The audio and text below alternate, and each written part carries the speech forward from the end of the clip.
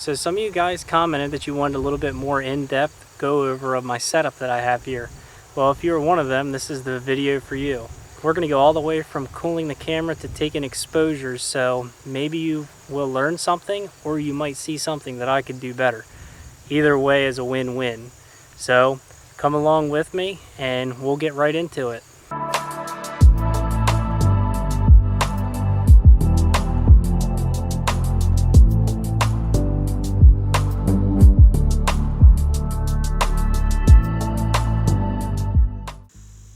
Alright guys, so here's a rundown of my setup.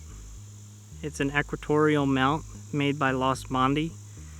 It's a G11 with the servo drive by Gemini 2. The tripod that it sits on is a Burlaba tripod.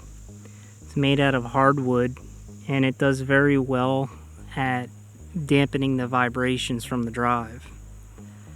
I have a 22 pound and two 7 pound Robin Cassidy counterweights and a Polemaster.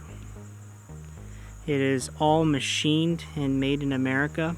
I am also a machinist, so I went with the Lost Mondi because it is a beautiful piece of art he's made. They've been making them for roughly 30 years with very few changes and they still work great. The OTA is an Explorer Scientific. It's the N208CF f3.9 Newtonian. I have a Moonlight motorized focuser that I've installed to make things a lot easier and more precise in focusing. The camera is an ATIC 383L Plus one-shot color camera. It's a CCD with 16-bit pixel depth. It can take extremely long exposures, upwards of 20 minutes and more. I usually shoot for around 500 to 800 seconds of exposure time, and I get a lot of detail from very faint objects. The telescope is a Newtonian design and it requires a coma corrector, which is also made by Explorer Scientific. On top of it, I have an Eagle 3 by Primalucci Labs. It's a complete Windows PC and it controls everything remotely through a remote desktop. The guide scope is just an Orion ST80 with a carbon fiber sticker and an Orion SSAG guide scope. I'm at my laptop. This is what I use in the beginning of the night to set my focus and start pulling my camera and just getting it on my target before I move upstairs. So the first thing that I do is I start cooling my camera. It can take a while. I have a very old camera, so I cool it very slow. So let's get right into APT.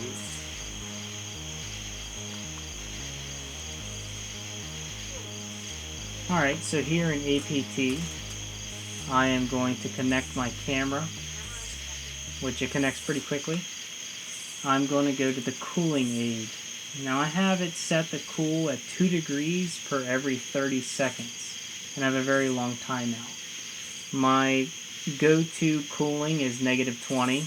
It's quite hot tonight, so we might not actually get to that, but we're going to try to.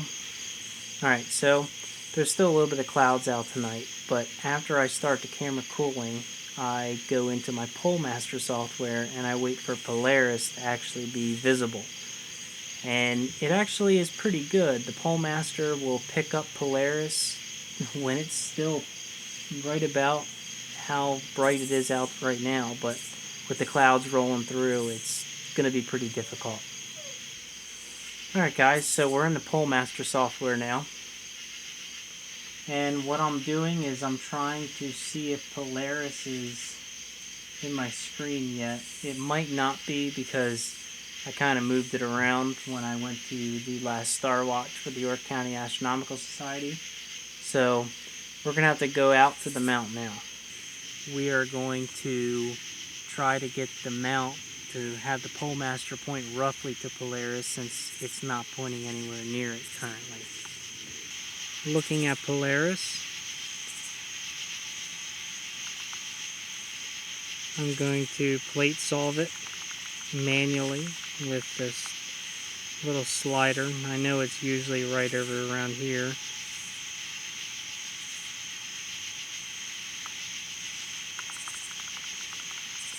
So that looks pretty good right there.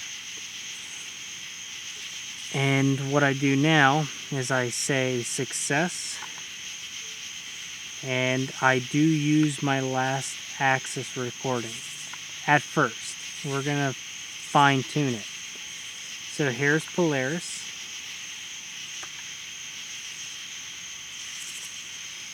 And we'll click success. So we are going to just roughly put it in, and then we're gonna disconnect and then reconnect again. This just gets us a little closer. We'll move our altitude slightly.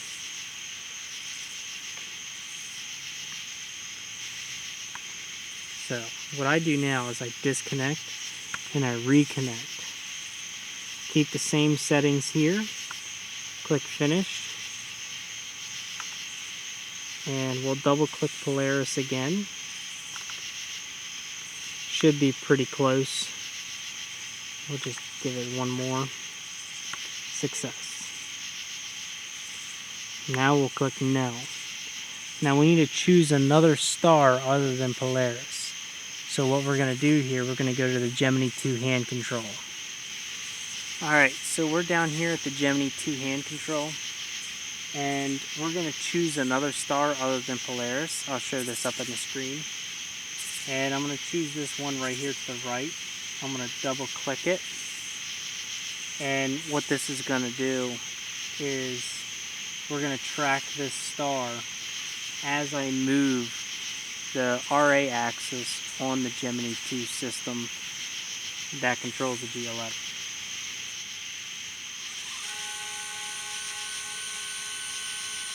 So we're going to move it roughly 30 degrees. That's almost 45. And we're going to say that yes, it has finished its rotation. We're going to double click the same star. And we're going to slew it another 30 degrees.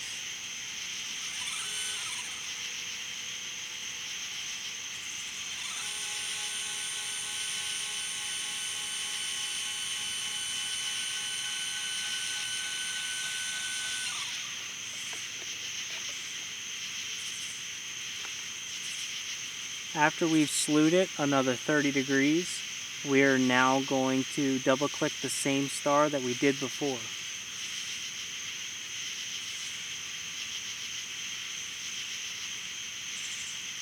Now we'll park the telescope mount, and this star that we selected 2 times already should follow this exact circle that the Polemaster software has defined for us.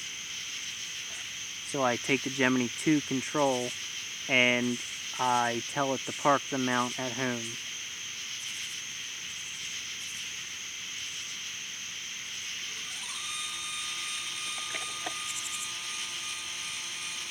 As this thing's rolling back, I verify that the star is following the green track that is displayed on my screen.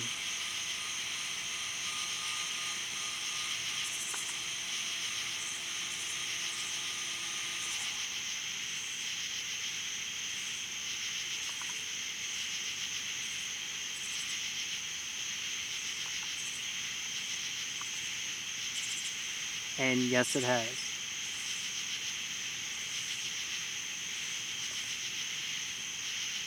So now we have to double click Polaris once again. And we have to realign the stars that are around Polaris.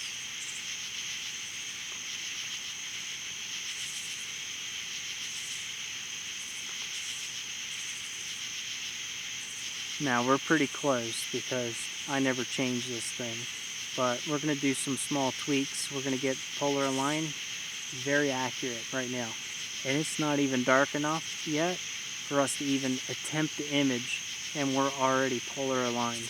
I can't even see Polaris in the sky yet. The Polemaster, I can't recommend it more to anybody. It is something that I honestly think is a necessity for imaging. It allows you to settle down and plan out your imaging night instead of sitting in front of your mount trying to get Polaris as precisely in and pulling out a phone app. Buy a Polemaster. It's 300 bucks. I literally just saw one go for $180 on Cloudy Nights used. I don't know why the guy was selling it, but he should have kept it.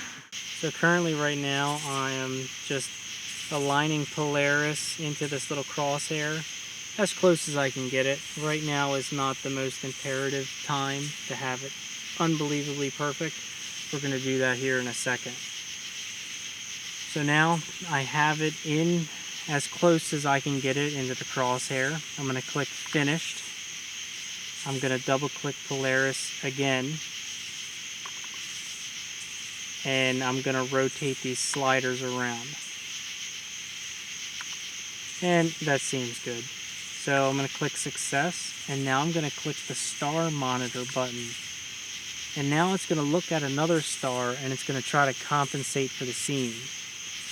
Now this is way more accurate than any polar scope that you could have right here.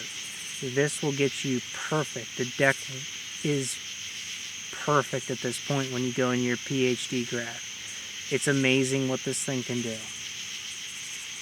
So as you can see, I have a little green box and I have a little green red crosshair. I need to get that green box around that red crosshair. As you can see, the seeing is pretty good tonight. Usually this thing's jumping around a little more. I'm pretty much going to tighten. My trick is I tighten down my knobs just slightly. The Alt-Az for the polar alignment. And I tighten them down to give me a little bit of resistance. And it just takes the smallest amount to get these in. And you kind of want it a little bit tight against the knobs so that when you're finally done with it, it's not going to move as the mount moves. You're thread on thread contact.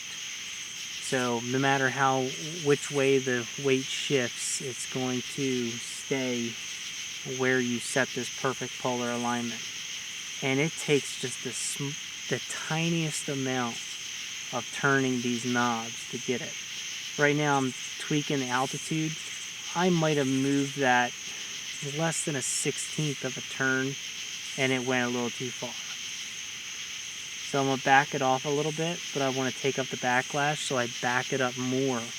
And I try to get it so that the tension is held onto the screw. So right there is close enough for me. So I'm going to turn my azimuth adjustments and I'm going to try to get the green box in. And that right there is so precise. I'm happy with it right there. There's no need to try to split hairs with this. You'll never know in a PhD graph. So with that done right there, we're 100% polar aligned and I can still see the sun going down. So this is, in my book, the way to go. Alright, so I'm still out here at the telescope. I just got done my polar alignment as you just saw. And now I need to set my focus. So how I set my focus is with a bahtinov mask. I don't use an autofocus routine. I just put a bahtinov mask on it and I use a special tool inside of APT, which helps a lot. So I'm going to bring you into the laptop now. And what I use is Stellarium here to actually direct myself to Vega, which is the current bright star that I use around this time of year for my focus. And then we're going to get into bahtinov aid and APT. So here in Stellarium, I pretty much scroll over. Vega is quite high in the sky right now. But I come over here, I use Stellarium Scope to connect to my mount, and I hit Control 1, and the mount should, as you can hear, start slowing to Vega. I told it to go to Vega, but I can almost guarantee Vega is not going to be in the field of view. So the first thing that I do is I take a quick 10-second 1x1 bin exposure of wherever the telescope is pointing. What that'll let me do is use a nice tool inside of APT to plate solve and figure out exactly where I'm pointing. I don't do 3-star alignments, 2-star alignments, or even a 1-star alignment. I plate solve across the sky. Star alignments are a thing of the past. Set up a plate solver and you will never have a problem finding anything in the sky. Okay, so now we are here in APT. And in APT, what we're going to do is we're going to come over to our gear tab. In our gear tab, there's a thing called Point Craft. We're going to open up Point Craft just to get it started. Move cooling aid out of the way. And I'm going to come over here to camera after we have Point Craft open. And I'm going to set our bulb seconds to 10 seconds. And I'm just going to take a shot of wherever we're aiming. Alright, so it looks like we actually have a pretty nice double star in the middle here. It's actually kind of cool. But what we're going to do is we're going to come here into Point Craft and we're going to say scope position. Since we are using the mount is connected to APT. And I'm going to click solve. And it's going to go and start going into its indexes that I've downloaded on here. And it's going to try to figure out exactly where it's pointing.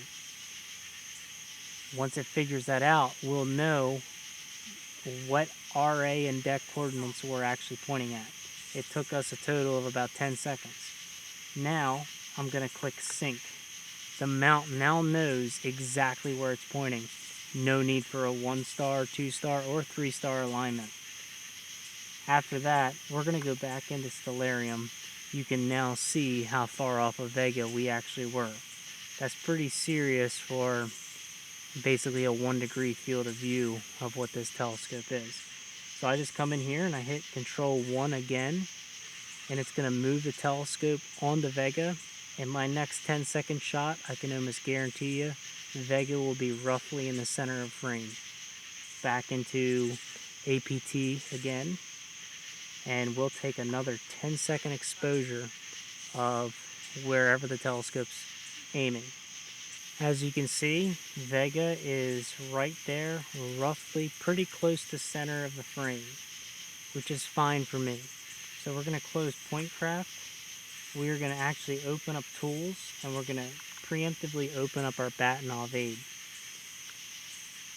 Now that I have my bahtinov aid open, I'm going to put the bahtinov mask on, and I'm going to set my exposures to 3 to 4 seconds, depending on the scene. Tonight the seeing is very good, so I'm going to set the exposure to 3 seconds. Okay, now the bahtinov mask is now on the telescope. I'm going to come over here to camera, and I'm going to set the exposure to 3 seconds, bin 1x1, since my bahtinov parameters are set to the focal length and the pixel size of my camera. So we'll put the bahtinov aid first, roughly over Vega. Kind of get the crosshairs in there. Now that we have that on there, we'll take a 3-second exposure. This time, we should have some distinct bahtinov spikes. And with the APT bahtinov aid, it should allow us to take a bahtinov picture even further than what you could by eye. So now we're in here. We're going to kind of roughly line it up. And we're going to hit recalculate.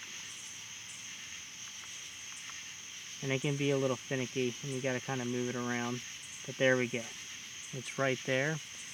We are a little bit out. So what I like to do after I get it to fire up, I just take another one just to get a little more accurate representation. So it's still saying our focus is far. I kind of know that if it's at the top of the screen, how I put the bahtinov mask on roughly the same way every time. I know if it's at the top of the screen, the camera is too far out. So I need to bring the focus in, which is good because it'll take up any backlash that there is. So what I do since I have a motorized focuser, I'll come over here and I'll connect our focuser, which is a Moonlight. And after we have it connected, I'm going to start bringing it in. I believe the big arrows is 5 times whatever it is, so it's going to be 5 steps every time. And I'll just go 5 steps until I get pretty close, and just take an exposure every 5 steps.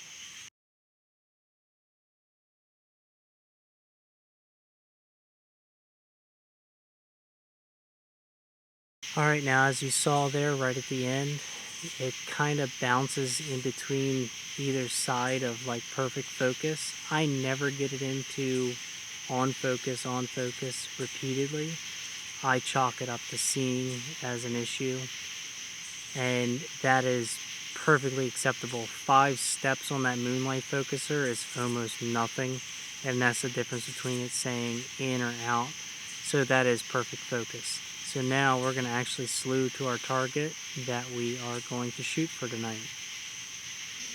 Alright guys, so now we're back under the porch, and I've taken the bahtinov mask off the end of the telescope, and we're getting ready to slew to our telescope. So we're going to delve into Stellarium, and we're going to go to NGC 7331, which I've already framed it up, so I'm just going to get it roughly into the location. I'm going to pull a frame that I took 2 weeks ago, and I'm going to use point craft again, and we're going to get it framed up exactly the way that I had it 2 weeks ago. So now we're in Stellarium, and we're just going to type in NGC 7331. And we're going to see where that is. It's in a pretty good spot right now to start us off. So I just hit Control 1, and the mount should start going towards it. Now that I have Stellarium pointing us right at NGC 7331, I'm going to go back into APT. So I'll minimize that. I'll close our bahtinov aid. And we're going to open up point craft. So we're going to say that it is at our scope position, and I'm going to go pull an image from the other week. So now that I have an image that I took the other week, I'm going to solve this. Once it's finished solving, I'm going to tell PointCraft to point us exactly where my previous frames were. Come down here to center field of view at position. I click solve. Now those exact RA and deck coordinates are now in where we need to tell it to go. Now over here in the camera tab, whatever you have down here in your bulb seconds is how long the exposure is going to take. I find that is way more reliable if you use 10 seconds with my setup. You might need 20 or 30, it depends. I have a fairly fast scope and a fairly sensitive camera, so 10 seconds is all it ever needs to plate solve anywhere in the sky.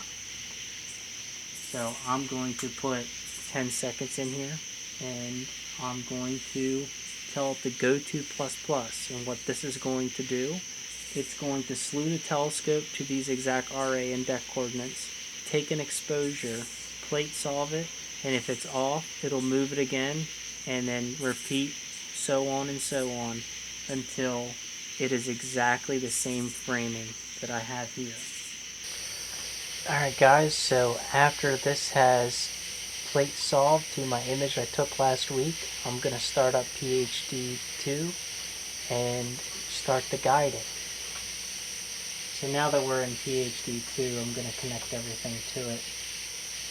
And I'm going to start off with looping the camera, and we're just going to see what kind of stars are in here.